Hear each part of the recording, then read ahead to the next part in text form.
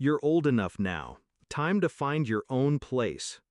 That's what my father said, his eyes fixed on the TV, not on me. My mother didn't argue, she nodded. After 25 years under their roof, that was how they dismissed me. Like an unwanted tenant, not their child. I laughed. A low, sharp laugh that unsettled them. "Why are you laughing?" my mother asked. I didn't reply. Because answers are cheap. And I had something far more expensive in mind. Growing up, I never had a home. I had walls, rooms, rules. They reminded me daily it wasn't mine. This is our house, our money, our sacrifice. Every corner belonged to them. The food I ate, the bed I slept in, even the air felt borrowed. But I obeyed. I studied, I worked, I built a career while handing over half my paycheck for rent. Rent in a house already paid off. They thought they were clever. They thought I'd always be their captive. What they forgot is whose name was on the deed. My grandfather left the house to me when he died. Not to them, me. I was 16, too young to understand the power of that will. But I kept the papers safe. A single folder, locked away, waiting for its moment. I never mentioned it, never reminded them. Why should I? Let them believe the walls were theirs. Let them feel safe. Until the night they told me to leave. That was their mistake. I didn't pack. I didn't argue. Instead, I called my lawyer. We reviewed the documents, confirmed the transfer.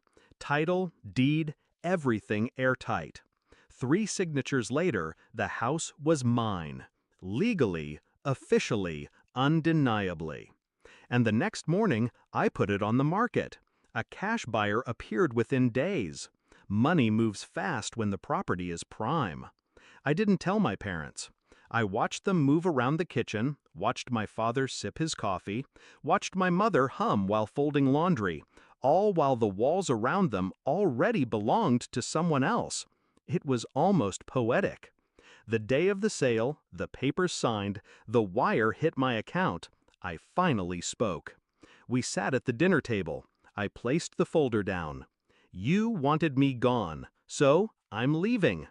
They exchanged looks, confused. Good, my father muttered. That's when I slid the second folder across. You should start packing too. He frowned, opened it, his face drained. My mother's fork clattered to the plate.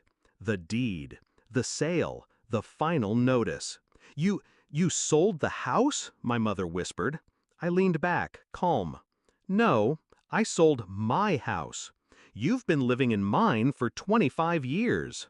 The silence was sweeter than revenge itself. Then came the panic. Where will we go? How could you do this? We're your parents. I let them talk, let them beg. And then, for the first time in my life, I said the words they used on me. Find your own place. They didn't believe it until strangers walked through the door, measuring rooms, discussing renovations. My parents stood frozen, watching their sanctuary slip through their fingers. The closing date arrived. They had no choice, no plan, no power. They were out. And me? I was already gone. I moved farther than they ever dreamed. To Monaco. A glass-walled maison overlooking the sea. $100 million bought me silence, privacy, freedom. No more rules. No more borrowed air. Just space that was truly mine. At night, I drink wine on the balcony and watch the yachts drift by.